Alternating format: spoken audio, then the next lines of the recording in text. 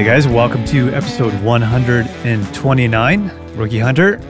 It's Christmas Eve as I record this, and I've had 2 Aperol Spritz, 3 glasses of wine, and a bomber full of Fieldhouse beer. So I hope you guys are feeling as good as I am. On this episode, Garrett will give you some updates on the farm, everything that's happening there, and take some listener questions that you guys submitted through Instagram.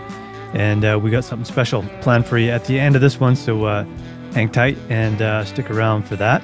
But let's get right into this one. Sit back, relax, crack a cold beer, and enjoy episode 129 of Rookie Hunter with Garrett and Kelly.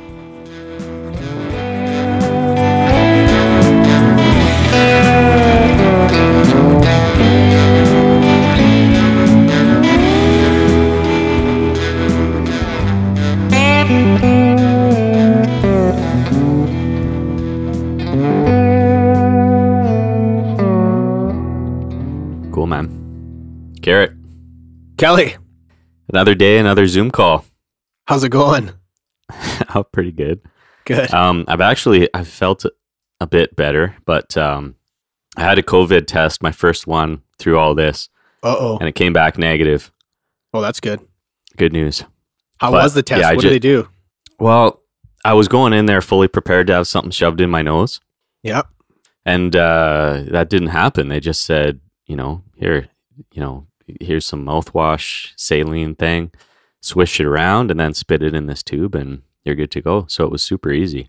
Well, that's not bad. But I just had a bit of a sore throat and some congestion and stuff. So I just figured I might as well be safe and get checked out. So yeah, totally. anyways, well, that's COVID free, eh? COVID free. So there's some good news. What's new at the Marcon Ranch? Oh, there's never a dull moment over here. There's always something going on. Yeah. Do you have a name for the ranch? Like, are you going to name it? I don't know, man. I don't like. I think of like when I heard the word ranch, I'd like see a whole field full of horses or cows or something. Yeah. Like we only have 2, right? So it's kind of tough for me to say, oh, it's a ranch. Same with like 2-horse ranch. 2-horse ranch, like even like a farm. Like people are like, oh, you gotta live on a farm. I'm like, well, we don't really farm anything, so it's not. I'd feel kind of guilty if we called it that. Like we have chickens, but they're not even laying eggs yet. That's the other thing we got this year too, is chickens. So what are they waiting for? Well, I guess they got to get to like a certain age before they start laying eggs, but hopefully it's pretty soon here because they got to start paying their way. Otherwise, they're gonna have to go. See, there's a pattern emerging that I'm realizing with all this, Garrett. Uh-oh. What is it? Like all your stuff's brand new, so it's like, the dogs are young, the horses are young, the chickens are young, the kids are young. Yeah. You're definitely paying it forward. Oh, for sure. I hope. The kids get a kick out of the chickens. They're funny, feeding them and that. Yeah. How and the many horses. chickens? There's 5 in there. Yeah. Nice. Yeah. So hopefully they start laying here. We can get some farm fresh eggs. Awesome. Yeah. Yeah, that sounds like a good plan. How are the 2 horses? They're good, but we had the 2 girls come there up. They came up and helped us out. They know a lot about horses there, and the one's a farrier. So she came up and take a look and kind of get it started on a program for she just came up, have a look at their hooves and kind of see where we're at and in terms of trimming and when we should do it and all that good stuff, and then teaching us some stuff around the horses, which is all great to know, and lucky to have those people come over and help us out, me and my wife. So I mean, it's good, but like we were saying before, like they're big animals and they're young, so it's kind of, you know what I mean? It's always good to watch them, like how they behave around them, especially if the horse is doing something that it's not supposed to be doing. Like I think me and you we were talking about this before. Like when something happens and everything goes smooth, and they walk and they go, "Oh, that went really well," and you're like, you don't really learn anything from it. So you're always kind of like, "Geez, I hope things kind of go sideways here, so I can kind of see how they deal with the situation." I feel like that's when I learn the most. Right. And is this like a territorial, like aggressive thing you're hoping? Like, is that kind of what? No, it was kind of like more just like not listening, and you know what I mean? Like, so right now we're just getting them used to picking their hooves up. Like, you know what I mean? Picking their feet up, right, balancing on the other 3. So like that's Yeah. that's something they have to do every day, right? And then when a farrier comes over, it's just really easy for them to pick their feet up, and they're, like some of them they don't want to, like, I shouldn't say some of them, ours, they don't want, sometimes they don't want to stand still, or you know what I mean, they want to take their hoof out of your hand, and like, it's just getting them comfortable and breaking it down into small steps. So that's kind of where we're at with them. And then the one there he's a little bit like, he really takes a little longer to get things. So you gotta really take it slower. I mean, these are things we're learning. So the one day they're like, he did this thing there, and she kind of like, she kind of laid into him. I mean, not harsh, but like showing him like, like, I'm boss, not you. Like, I'm the dominant one. And like, it was good to see. It was good to watch. But I mean, like I said, like, they're big, right? So when you don't really know how far to push it, like with them, because you don't want them to turn around and like, walk over you, or Yeah. you know what I mean? You don't want to get hurt. That's number one. And you don't want to look like you know what I mean? You're afraid. Like, you always want to keep that dominant status. So Yeah, bit of a balance. yeah. So that kind of thing. These are both colts, right? Yeah, I don't know if you can really call them colts yet. Like, I was looking at that. It's tough. I always read different things. Like, I think after a year, you can call them a colt. So they're still yearlings. Like, they're Right. entering into like between 6 and 7 months old right now. But yes, they would be colts once they. So maybe you can. Yeah, sure. Colts. Mm-hmm. Let's just call them colts because that's easier. It sounds pretty badass too. Yeah, it sounds badass. Why not? We'll call them colts. And I don't think we've touched on this, but what is the breed of the horse? Oh, yeah. Do we? No, yeah, I guess we didn't go over that. Yeah. Well, they call them drum horses. So it's got to be a cross. It's got to have like, it has to have Gypsy Vanner in it. So the one there is Clydesdale Gypsy Vanner, and then the other one's Shire and Gypsy Vanner. So there's got to be some percentage to the Gypsy Vanner. Oh, so that's what yes, they are. I think so. You have to meet like a minimum percentage of whatever breed to be called Yeah. a drum. Okay. Yeah. And I noticed they have, we posted a photo of them, and they have that long hair on their feet and stuff. That's which right. Yeah. I immediately thought like Clydesdale, like that kind of a. Yeah. So that's interesting. But the other thing is, like, is that a disadvantage?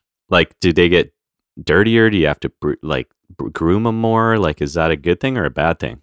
No, not really. I think whenever we're doing that part, we always do it anyhow. So far, so good. I haven't heard anything otherwise, but maybe I can look into it now that you said that. That might, I haven't heard of anything, but we'll check it out. I was thinking was, when we were walking up north and on those horse trails, and it was just like soggy mud, like deep. Oh yeah, yeah. Horse trails. Like, I was thinking that kind of thing, but I assume that it just gets dirty and then it gets clean when you clean them up, or you run them through the river or whatever. But like what made you pick that breed of horse? Well, that particular one there, I like, because like what we talked about before there, we were doing all that research, is like their disposition, like they're calm. And I mean, like, for what we want them to do is just, we want to go down the trail, and we don't want any blowouts or any kind of like, you know what I mean? We don't want like, any surprises. We don't want any surprises, especially if it's me and you. Like, it's gonna be, you know what I mean? So that was our number one, like the looks and all that. Sure, yeah, you kind of, but that wasn't really. We want them just to be calm and, you know what I mean, right. Bomb proof, that sort of thing. I know you're not gonna always have complete. You know what I mean? You're always gonna have something. You can never have it perfect, but that's kind of where we kind of set the bar there when we went out looking for these things. And you know what? One of these girls came by, and at first they're like, okay, let's kind of see what you got, because I kind of set up. I took this course in the summertime to learn all this stuff with taking care of them and all that. So these people I know, and they're like, anything you need, we'll help you out. We'll come up, and which was unreal. So they came up, and then they're just nothing but compliments after. So I felt really good, because at first I was like, so what do you like? Or sorry, when we were done, I was like, what do you guys think? And they're like unreal. I can't believe they're 6 months, and they're wow. Yeah. So that was reassuring. That was nice to hear. But definitely.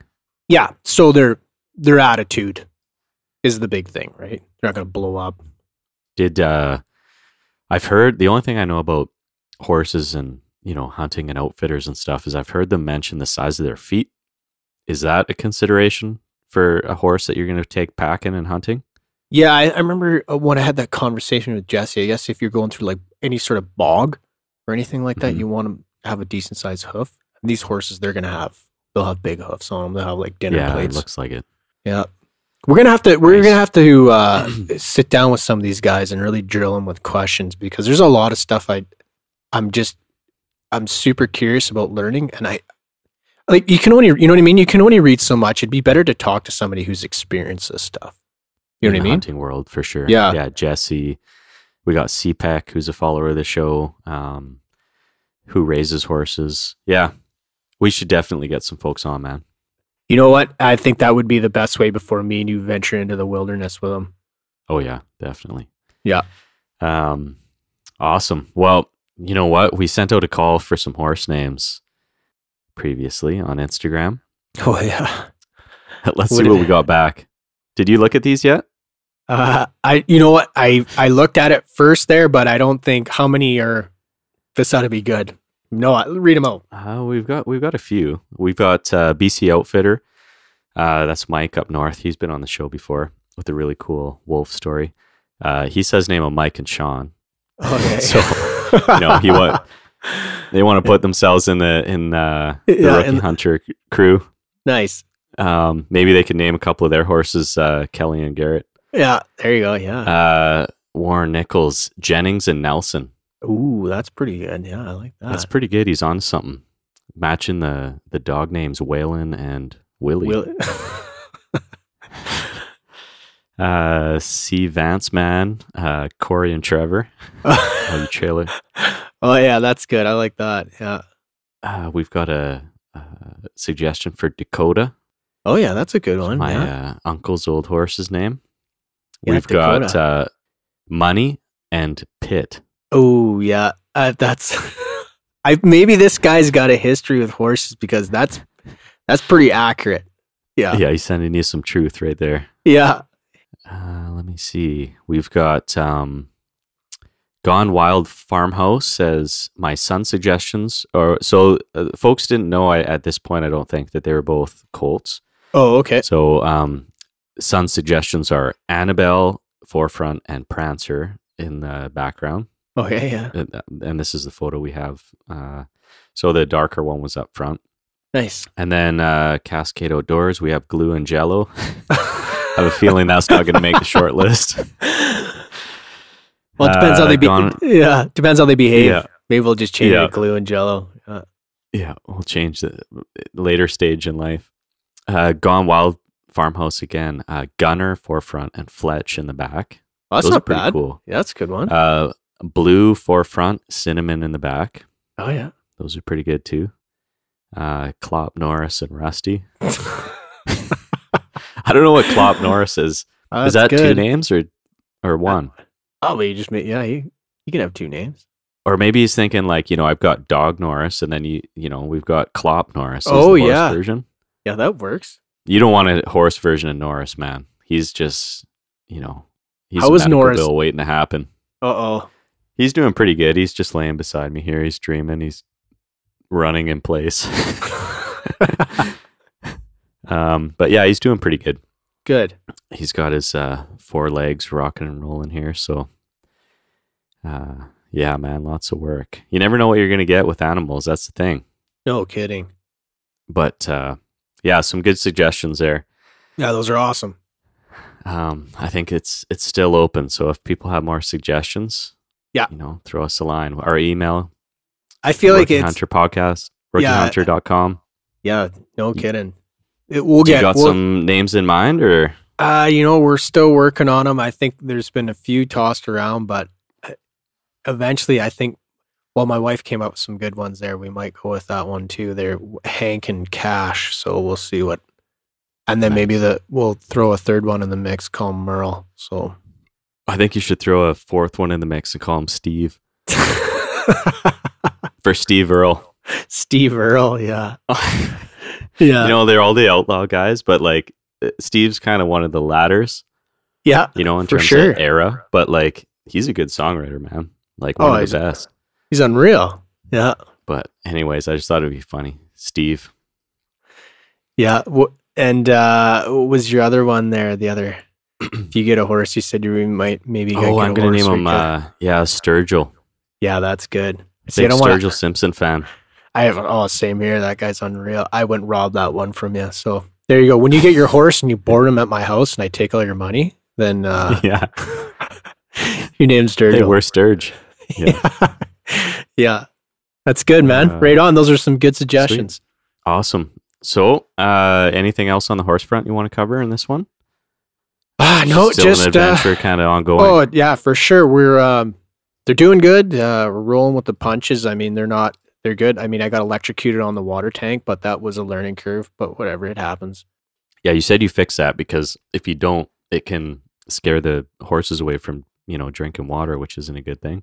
Yeah, so I had to that's exactly it. So I had to catch them and then bring them back over and show them it's okay. They're not getting electrocuted. So I just had to put a huge ground rod in the ground and then ground the water out. I mean, it's good. Yeah. It's good that I was checking it every morning there. I kind of heard about it, but it's all dealt with. It's good to go and no more electrocuting. Yeah. Got no time for that. I got no time for that. Yeah. Hey Garrett, a bit excited about this one. Mike and I have been to Sheep Show a couple years, and it's always an excellent time.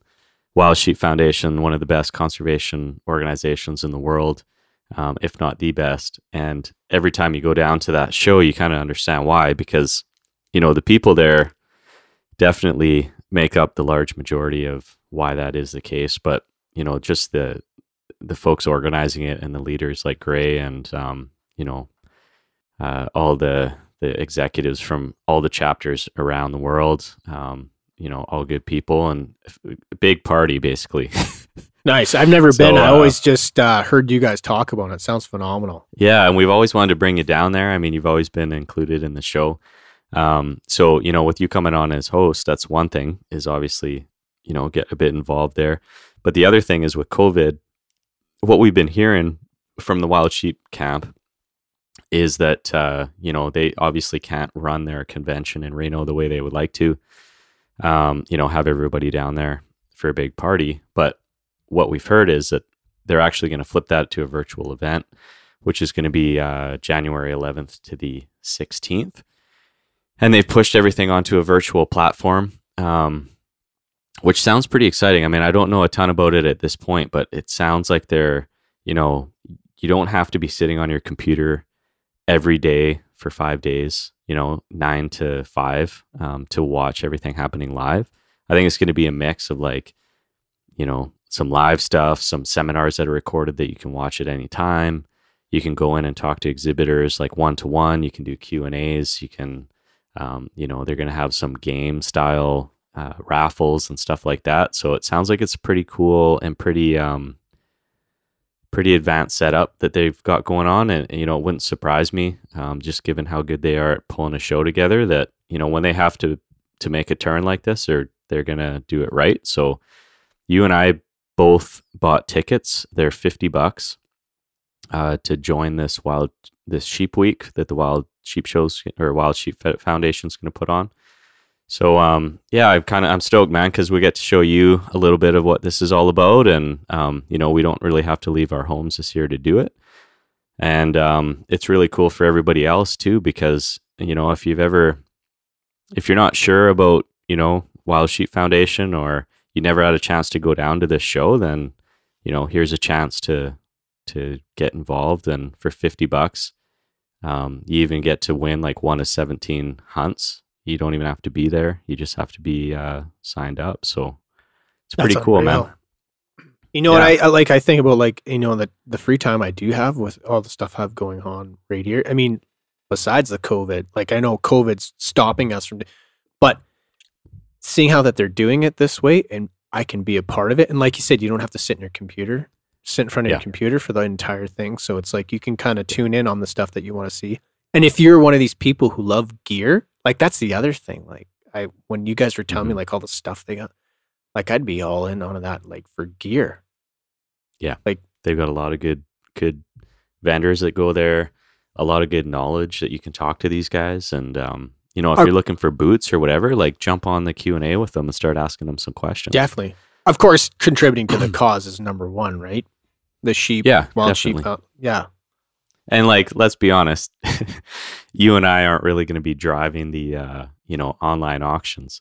But just participating and getting involved is, the more people Definitely. that do that, the better. Absolutely. Yeah. Yeah, that's good. But just a shout out there. And you and I just recently signed up for that. And, folks can go on, I think it's sheepweek.org, and you can grab some tickets yourself as well. And just interested to see kind of where they take this. And I'm sure that, it'll be a staple of the show moving forward. So there's some silver linings around COVID. It kind of forces businesses to change a little bit. And I'm sure they'll have the party, hopefully in 2021 or 2022. But, they'll probably always have a little bit of this virtual thing going on now. So it really opens the door to get some more engagement. It opened it up for me. So yeah, I'm looking forward to it. I can't wait. Exactly. Cool, man. Well, yeah, we'll touch on that a little bit in the future as well. What else do we got here? Oh, we sent out a call for questions on Instagram, and I figure we should go over some of those now. Let's start with the first one. Backcountry Hunters and Anglers BC says, just good to see you back in action. So thanks, guys. That's not a question, but we appreciate it. Garrett Vane, where are all the 4-point bucks?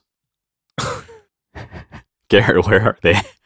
Yeah, is that for me or is that? Yeah, I don't know. I don't think either one of us is going to be able to answer that. Yeah. They're around. You know where they are? They're just down the street. Yeah, I see more 4-point bucks around town than no kidding. the woods, like 10 times. So it's tough, man. You just got to put your time in. There's one there. Trust me. Have you considered a Dall sheep hunt in the future? You know what? I heard they are in a little section up in northern BC. So absolutely.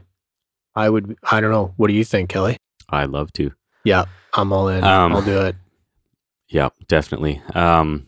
I think, obviously they're easier to spot than a stone. But the thing with Dalls is just being closer to the west coast. I think you can get into some pretty nasty terrain on that side. So you kind of got to talk to people and figure your area and know what you're getting into. Oh, okay. Gotcha. I remember when I was working up north there and in the NWT there and flying around lots and close to Mahoney and the Mackenzie Mountains and all that up towards Norman Wells and that, we'd see them all the time in the mountains. Nice. And I always thought well, one day I'm going to go after these things. So yeah, for sure. We should look into that and see what it all entails. It'd be sweet to go after them where you were. Because there's a lot of history around the Mahoney and Mackenzie's. Yeah, especially the Canole Trail and that coming out of, there's a lot. Yeah, I don't know what's involved with crossing into that province territory, but, hunting-wise, but, something maybe we can look into. Yeah, beautiful country. I'd love to go back there. Definitely. So the answer is yes, but timelines, not too sure. I don't think we'll be going north 2021 because, Garrett, you and Mike did that last year. We've also got some young kids and horses and dogs and all these things that are going to make it a little tough this year, but we got lots on the go. Yeah, not completely out of the question, just not happening in 2021. Water bladder versus Nalgene. I run them both. What are they bladder. What is he saying? You got both. You got one in the pack and one on the belt. That's right. And they're do you want to get into this or no? You're good. We can go over it quick. If you got any other feedback there. I feel if you can get those electrolyte little tablets, and they're great for just dropping in your Nalgene if you're going, and then it's quick and easy to mix up. And then when you get to camp, especially if you're not close to a water source and you got to pack water away from where it's at for cooking, your bladder's good. It's nice. I can guzzle this water in my Nalgene for my drinking water, and then I got lots of left in my reserve for cooking. Yeah, you actually answered his second question. Purifying tablets versus filter versus boiling. So you're kind of using your purifying tablets, if you need them. And then the filter is kind of more wherever possible, you kind of use the filter, right? Yeah. And then we all kind of had a different system there. I don't want to get too into the weeds on this, but like my system is all adapted to my MSR purifier, water purifier, right? So the Nalgene, it screws on, and then my water bladder, I have one of those Drome Day water bladders. It's like, it's got like that really tough material. So you just screw it on there too and just pump the water in and away you go. Yeah. Big thing with water bladders is where the hose comes out of your pack and it goes over your shoulder. Yeah. If you don't have a quick release, cut the hose and buy one of those. I'm sure multiple brands have them, but you kind of buy the adapter so you can do the quick release on the hose and you could filter the water right into the hose without taking the bladder out of your pack. That's slick. Super helpful. Yeah. Okay, so that's the water bladder question. Second year hunting with no success. Tell me there's a switch that flips eventually. Also, not a question, but dig the podcast. Washington State resident here. Oh, nice. That's Faber.Justin. Thanks, buddy. Second year hunting hard with no success. These last 2 years, I haven't really had any success either. I did have a doe tag, a LEH mule deer doe tag that I filled, which, is not quite as hard as trying to find that 4-point buck. But other than that, I haven't had a ton of success either. So, you go through ebbs and flows and, I think it's really, again, about just putting your time in and putting your effort in and, just at any moment, something can happen. That's what you have to keep running through your head. I don't know, Garrett, if you got anything else for... No, that's exactly... Those are my thoughts exactly. And then, if you know people that have been hunting a long time, maybe get a communication or talk going with them and, don't ask for an X on the map, but you know what I mean? Maybe they could steer you in the right direction there. Yeah. And also when you're looking, like, don't assume there's nothing there because it kind of feels like there's nothing there. But a lot of the best hunters sit, wait, and watch, and they do it a lot. And they get their glass on spots, and they really, pick the land apart, especially mule deer. Get your spotter out and kind of look in all those little dark spots and all the bushes and stuff. You might see a part of a deer, as opposed to just kind of waiting to see, like in the open, if a big shape walks by, which is going to happen pretty rarely. Yeah, totally. And just like you said, don't get discouraged because it's happened to me too. I've gone through dry spells. Yep. It's pretty normal. Jeff at Primitive Outfitting asked, are we heading back north for round 2? Which we covered that one. Probably not this next year, but it might be the year after. How many days do you go typically in a season? So how many days are you hunting in a season, Garrett? This is from Ryan Moffat. And we'll assume that it's, fall season, so September to December. Okay, so like the fall. Okay, yeah. You know what? I'd have to say anywhere between 14 to 20. I think if I got close to 20, I'm doing pretty damn good. But if we're going into a season where we're doing like our big hunt, usually that's a big chunk, and then like the little hunts in between. I would say I think that's pretty honest there. What do you think, Kelly? Yeah, I would agree with that. I was kind of thinking that 10 to 20. And then when you look at the whole year, you got your bear, you got your and with your dogs, you're kind of taking your dogs out on a daily. So you could call that hunting too. So a lot of those days where you're just taking the dogs out and, if it's in season, you're kind of hunting there too. Oh, the dogs have been this is the most I've hunted. Like every time I take them out, I'm hunting. So it's different. Yeah. And then like you said, like you come in the spring, right? You got turkey and bear. So you're getting out for that too. The only time you really can hunt is like June, July, August, maybe. Is that right? Or maybe July, August. During the times where everybody's out RVing and stuff like that. For sure. If you could hunt one species of game in BC, large or small, what would it be? Ooh, that's a tough one. Yeah. I'm thinking I'd probably go with elk.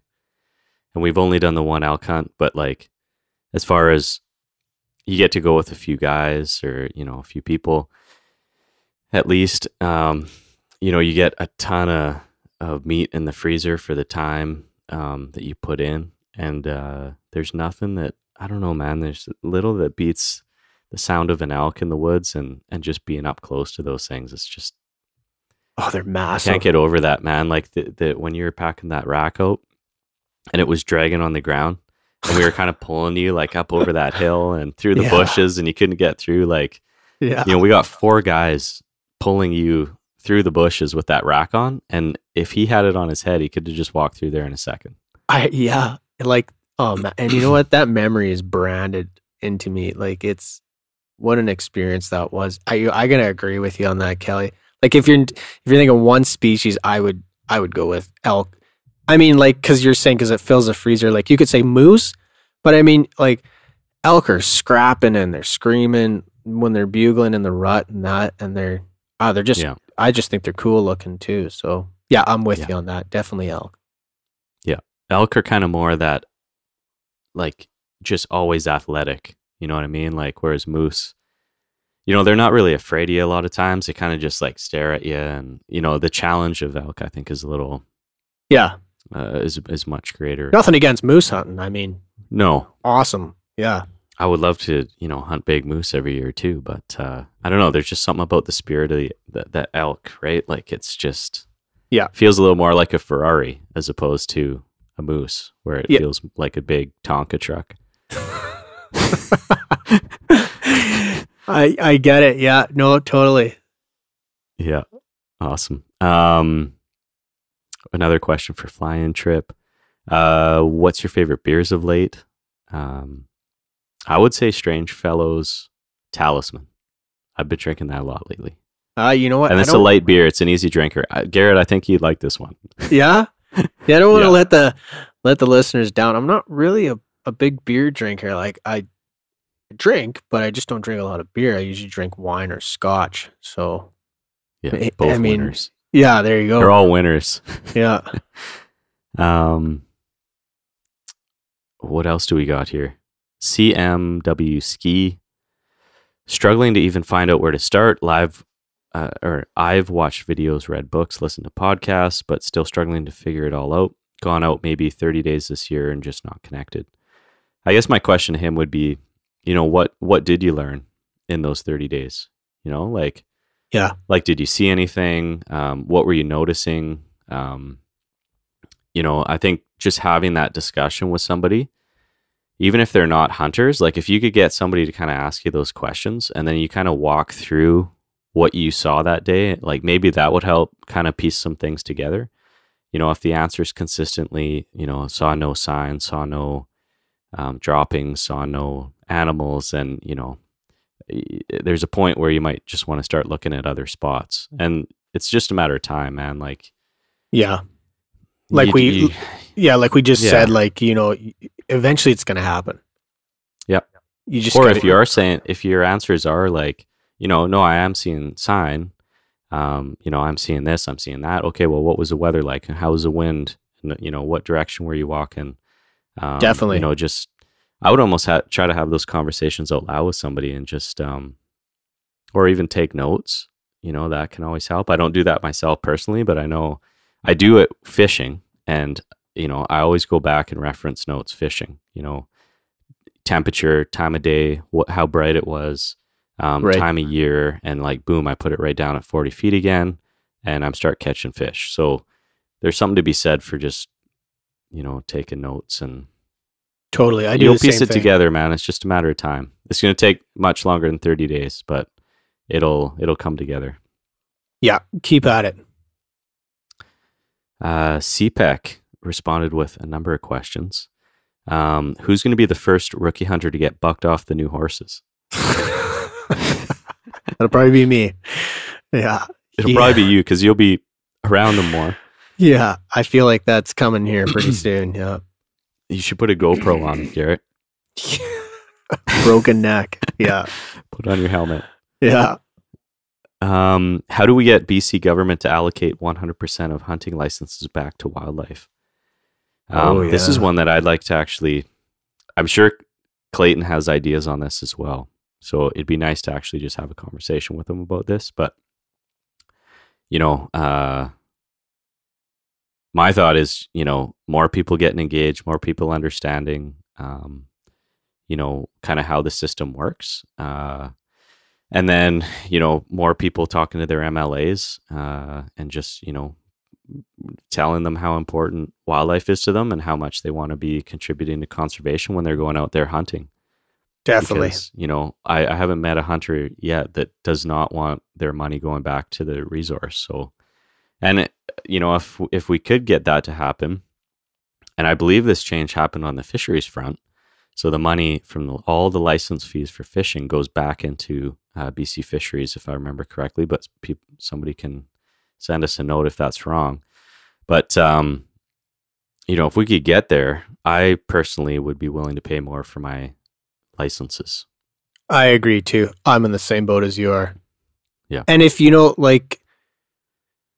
if you are just started listening to the Rookie Hunter and you decided to start listening at this episode, these are some of the things that are happening maybe that you're not aware of behind if you are just fresh into the hunting world. And there's a lot of things going on that, require some research. And even myself, I'm still learning a lot of it. So, get out there and talk to people and see where some of these things are happening, some of these different issues that BC's is struggling with. And what you just said right there, Kelly, is I agree with you 100%.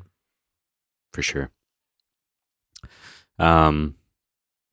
Do we need to increase hunting tags for residents for conservation? That's kind of a follow-up. That's Clayton again. I guess the answer would be yes, as long as we knew that it was all going to conservation, which is kind of where we're trying to drive this. Any fears of hiking alone in the woods in the dark, Garrett? Oh, yeah. And how do you overcome that? Oh, geez. I think the more you do it, the better you get at it. But it's that. Yeah, for sure. That thought is always in the back of your head, especially when you're alone. It's different when you're alone and when it's pitch black too. That's a different. It's different for everyone, I would assume. But for me, it's always in my conscience. Yeah. What's it like for you, Kelly? Yeah, most of the time when I'm in the dark and I'm alone, it's early morning and I'm going into a spot. And I think psychologically, you're kind of putting in a bit of time in the dark, but the sun's going to be up at a certain time. So you're kind of, it's going to, right. Yeah. You're going to get there. Whereas it's a little less comfortable when you're packing out an animal and you're alone and the sun goes down. So I've never been in that situation, but, yeah, I agree, man. I think it's practice and you get comfortable with it. I think we've had a chat about this before too, and you mentioned something that's important is just to not let your guard down regardless. You could be the most comfortable person in the woods, whether it's light or dark out, but just don't get too comfortable. And definitely, whether it's bear safety or camps or walking in the light or the dark or whatever, just yeah, don't get complacent. You're out there in the wild. Yeah. Yeah, even if it is a spot you've been into 100 times. Yeah, that's and the other thing is I've never slept alone in the woods, so I don't even know. Right. That's a whole different other bag. I know some people are all for it, but yeah, I haven't either. I haven't done much of the overnight solo hunts. No, always had one other person with me, and yeah, I don't know. I'm not huge on the solo hunting. Mike and I have chatted about that. He was more so, I don't mind day hunt solo hunting. Yeah. But I'm not big into the multi-day solo hunts only because, I just feel anything can happen. And the further back you are, you just got to be super careful. So, I agree. It's a whole different ball game. You got to be super confident in your skills at that point. Yeah. And your body, and everything else. So I also one of the reasons I enjoy hunting is, sharing the experience. So, a lot of folks like hunting to go out there and be alone and to, they like it for that, and that's why they solo hunt. But I'm kind of like, I do like it for the relaxation and the reset, but I also like to actually share the experience with somebody, like actively in the moment. Yeah. So like that camaraderie part of it, and the you know, just that whole piece of it. So Oh, I totally agree. Like that, like what you said there is, I guess there's two different angles on it, but like going back to when we were successful harvesting that elk, like it would have been, I mean, without having you guys there, like it was like, there's no way the experience would have been what it was without having that contribution. exactly. And like, I remember like when me and Kevin climbed up the bank there and I was about to radio you guys, like I could barely, like I had to like calm down before I talked. I was so pumped up, man. Yeah. And I like, know, I remember that. I'm like, even before I like cued the fucking mic there, Kevin's like kind of laughing because he's watching me. So I was trying to keep it together. And Mike and I thought you guys had been attacked by a bear or something. Remember that? Yeah. Folks can go back and listen to that episode. Yeah, that happened a while back. Yeah, I know. I forgot about that thing. That stump that magically turned into a bear. There again, back to this guy walking around in the nighttime. That's what like my conscience does that. Like everything turns into a bear. Everything turns into some type of predator. Yeah, exactly. Right. Yeah. So I guess the answer to that one is just, you know, you just gotta go out there and do it, and the more you do it, the more comfortable you get. Yeah. I think that's all we had there. I do have a question for you, Garrett, because okay, you know, let's say I'm looking for a wall tent. Oh, wall tent, yeah. And you know, what's your suggestion here? Because you know, I don't want a wall tent that I'm just gonna throw up and sleep on the ground. Like I want a wall tent where I'm gonna get a little comfy. So I kind of want to know, like, you know, what size should I get into for like 3 guys, maybe 4, and you know, what accessories am I looking at here? Because I have a feeling it's not just gonna cost me the wall tent. Definitely, yeah, no, for sure. I'd say wall tent 3 guys. Well, the one we use for the rookie hunter, that's a 12 by 14. I would suggest that, not just because I own it, but again, like what people listen to, like my old man and his, like they got a 12 by 14, they use it too. So for 2 to 3 guys, I mean, it might be a little cozy depending on how well you guys know each other, but you can make it work with a 12 by 14 wall tent, especially if you have like the 5-foot walls and that, right? But what I would recommend with that size is definitely get something with a porch on it. Mm-hmm. I mean, and you were there for that. Like that porch is, I mean, for cooking, awesome, it's awesome for cooking and then just organizing the rest of your gear in that. So yeah, you're in it for the wall tent. Definitely buy a frame for it too. Right. Get like, a frame. Don't try to make your own, you mean? I mean, you can if you want to live that experience, right? Do the whole cut the timbers and all that. I mean, it would be fun, maybe once, and then after that, you'd be like, forget this. This is a pain in the ass. But yeah, get the internal frame, and then get a good tarp. Get a tarp that covers the whole wall tent. Mm-hmm. And then I'm assuming one of your buddies has got a big enough space so that when you guys are done the hunt, you can hang the canvas up to dry out, because that's a big part of it too. And the tarp is to keep it protected from the UV. So definitely 12 by 14, get a frame for it, get a porch. I mean, you don't have to, but if you're going to, like, these are the things I would recommend. Get a good tarp, and then get good ground stakes too. I tried making some on a rebar. I failed horribly at that. Like, especially if the ground's somewhat frozen, or if it has, like, you know what I mean? It's not really the ideal for pounding stakes in. And like, you know what I mean? Good rope and that. And if you do get one, do a couple trial runs setting it up too. Like, that's always good, right? I mean, we always do that with our gear, like anything gear wise. Me and you, like, we like to know what the heck we're doing before we get out there. Yeah, it could be frustrating otherwise. So you've got wall tent, you've got tarp, stake down, you've got a porch, you've got a floor, like some type of carpet. Get a floor, because then it prevents the moisture coming up through the ground, right? Right.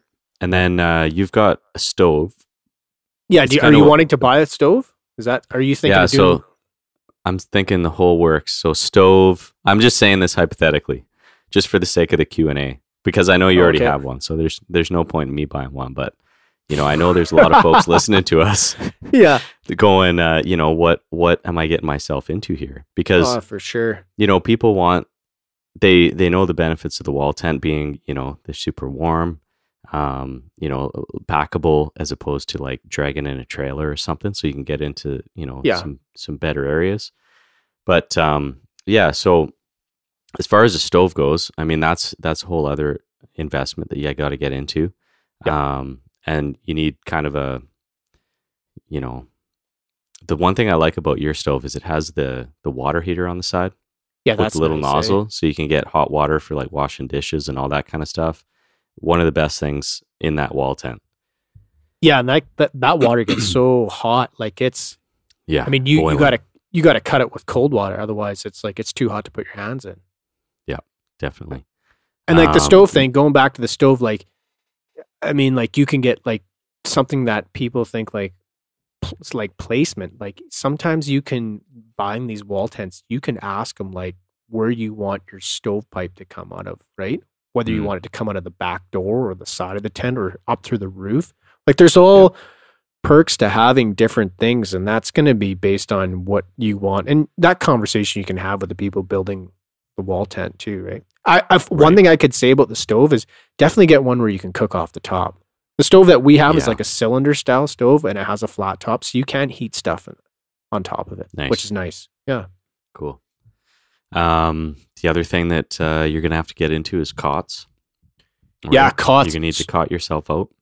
Yeah, I mean, if you like, we were talking about like just having a good night's sleep, and when we do that with a 12x14, we usually put 2 cots in the back on both corners, and then we got that bunk bed cot. I don't know, Cabela's has that. You can look it up, but it also folds into a chair. But what we were doing there is like one guy would sleep on the bottom, and then we'd use the whole top for like storage. So that was pretty slick. So if you're running 3 guys, it might be something you might want to think of that, like because there's still ample room to sit too in the wall tent, having all that gear in there. Like essentially you got a cot on one side and then a cot on the other, and then you have your bunk bed in the middle that's pushed all the way back.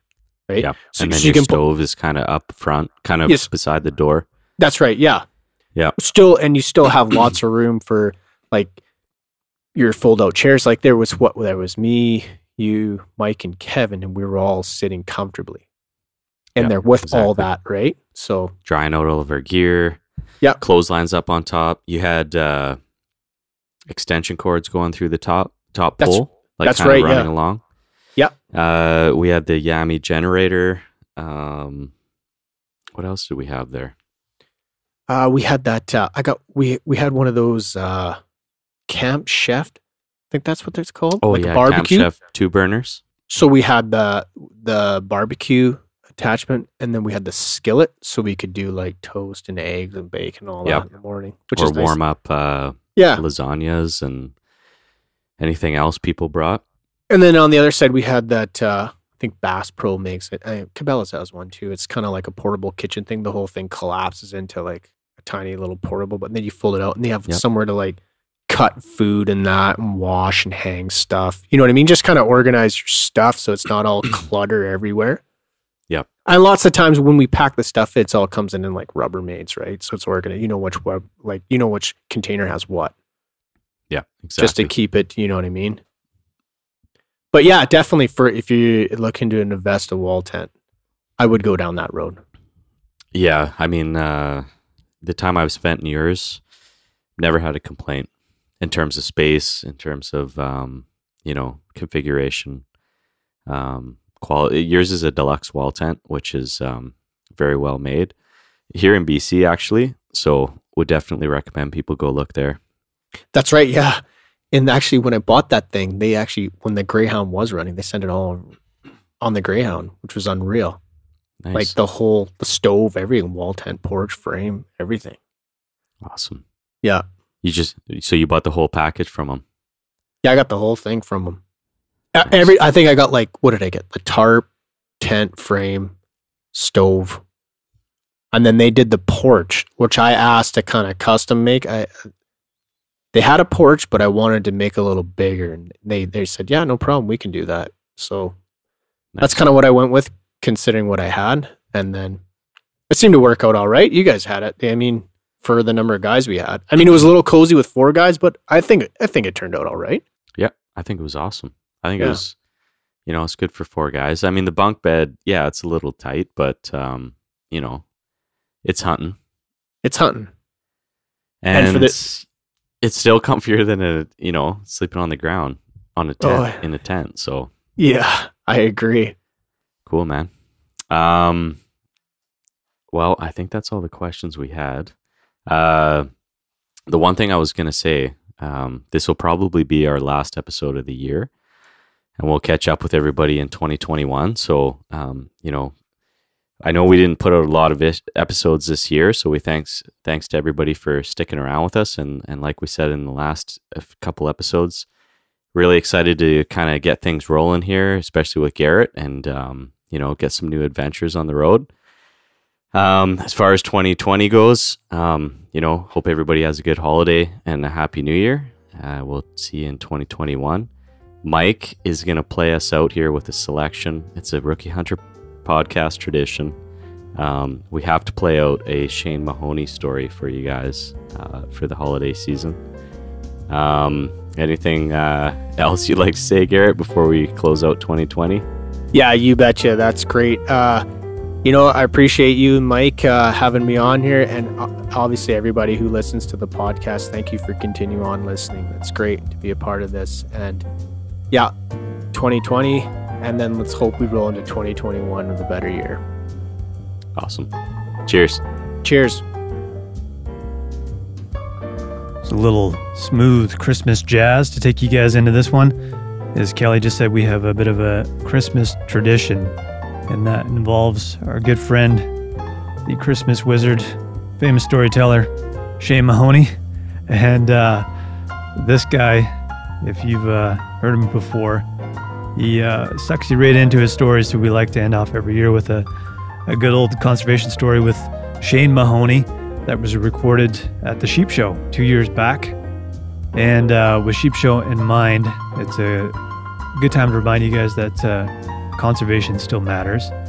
It's Sheep Week, and since nobody can travel this year, the Wild Sheep Foundation has come up with a brilliant idea to bring a virtual event, which you can get involved with. You can go to sheepweek.org and sign up. It's only $50. So head over, do that. Conservation still needs you guys. sheepweek.org. But let's jump into our Christmas tradition with Mr. Shane Mahoney.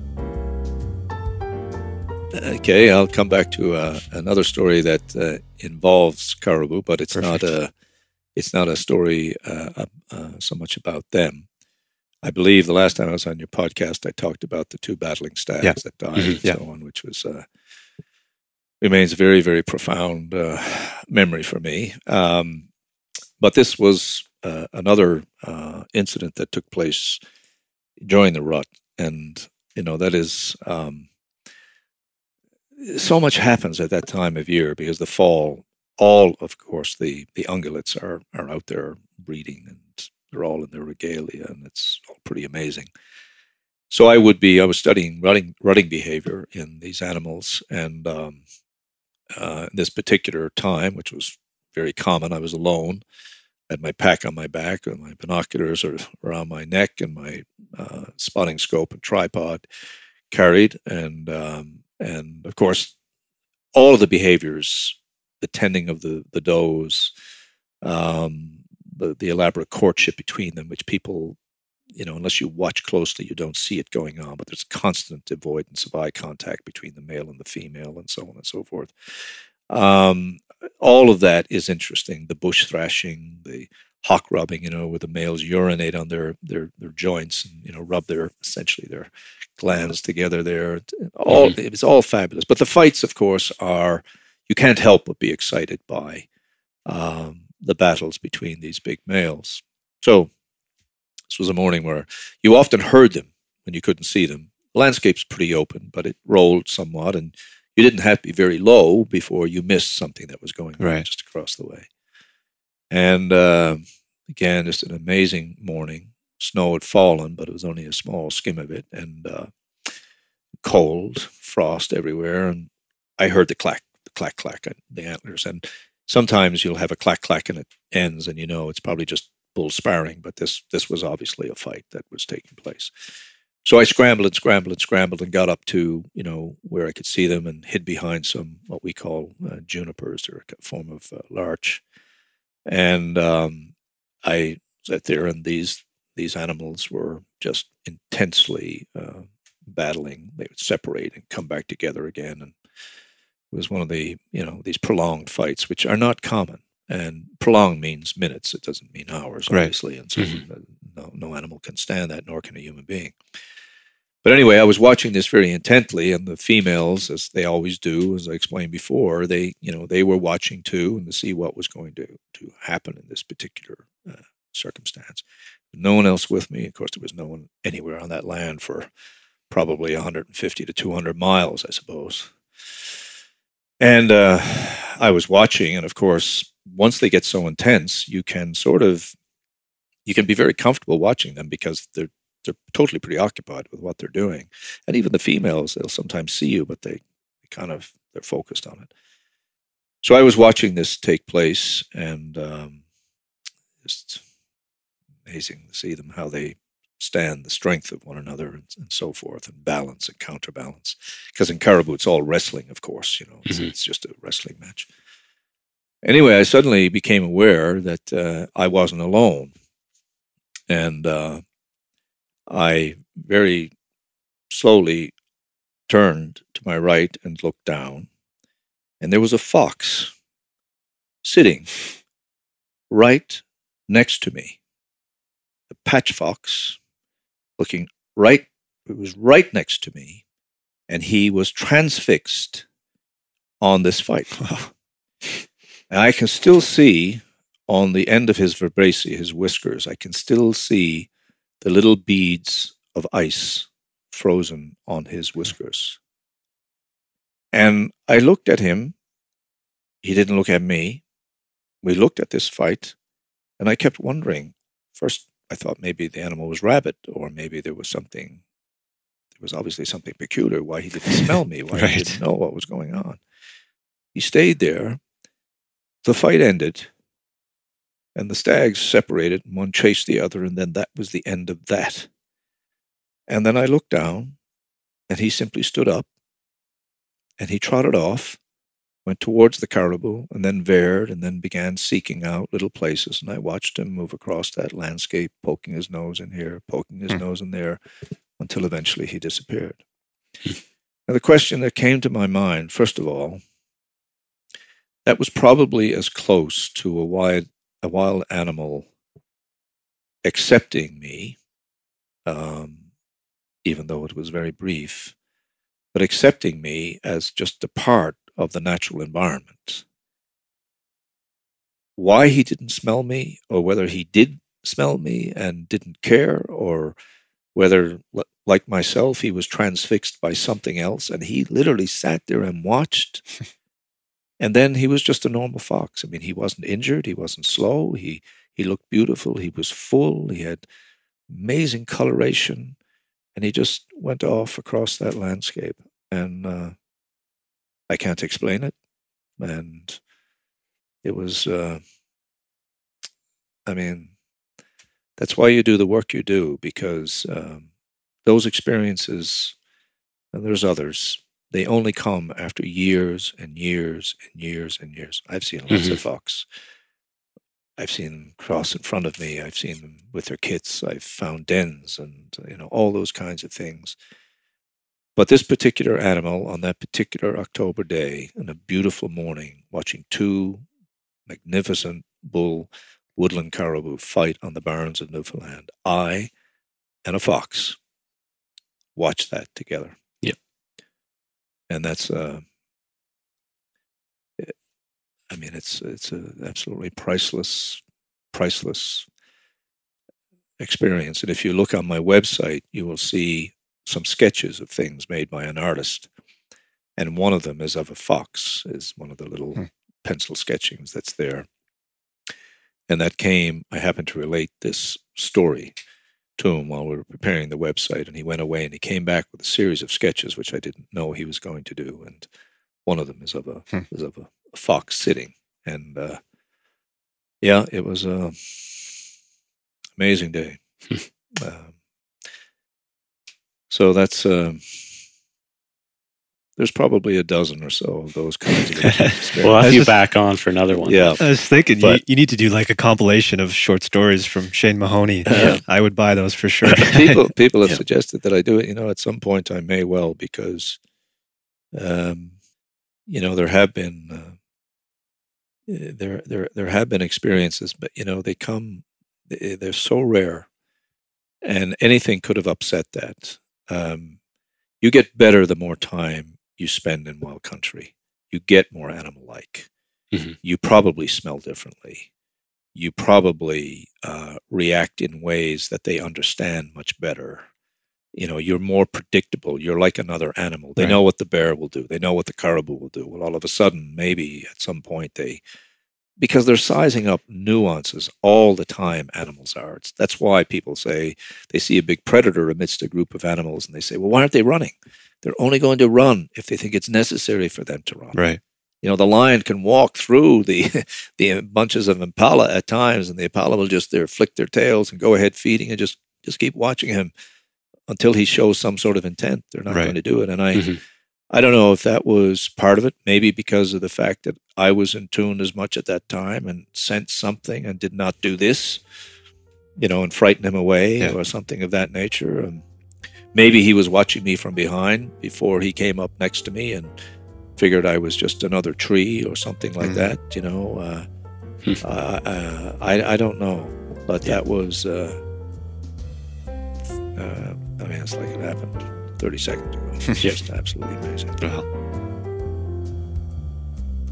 All right, that's it for 2020. We'll see you guys in 2021.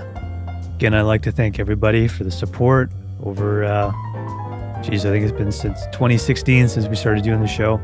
And I'm going to miss doing it, but I appreciate you guys listening for this long and for welcoming Garrett into the show as a brand new host. And there's going to be lots of good things coming. So have a wonderful Christmas holiday and a happy new year. And we'll check in with you guys in 2021. Cheers.